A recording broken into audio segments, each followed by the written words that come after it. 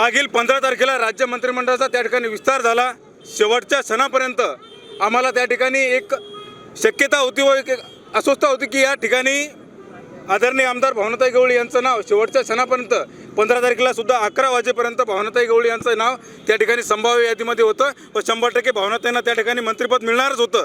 परंतु आज या ठिकाणी जर आपण बघितलं असेल त्या मंत्रिमंडळामध्ये ताईंचा विस्तार झाला नाही।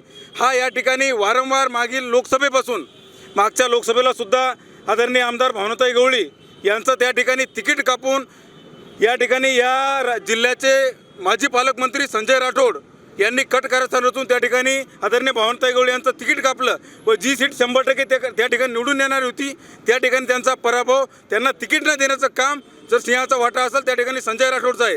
दुसरा महत्त्वाचा विषय म्हणजे आज या ठिकाणी मंत्रिमंडळाचा विस्तार झाला। जर या ठिकाणी संजय राठोड यांना जर पालकमंत्रीपद दिले, त्यांनी जर ते पालकमंत्रीपद स्वीकारले, त्यांना स्पष्टपणे इशारा आहे या वाशिम जिल्ह्यामध्ये संजय राठोड यांना पाय टाकू देणार नाही। जर त्यांनी पाय टाकला तर त्यांना सर्वसामान्य शिवसैनिकांच्या रोषाला सामोरं जावं लागेल। दुसरा एक आणखीन महत्त्वाचा विषय म्हणजे आज या मंत्रिमंडळाचा आपण जर विचार केला, विदर्भामध्ये एक सक्षम नेतृत्व म्हणून भावनाताई गवळी यांचं मराठा समाजाचं एक सक्षम नेतृत्व म्हणून त्या ठिकाणी पुढे आलेलं आहे।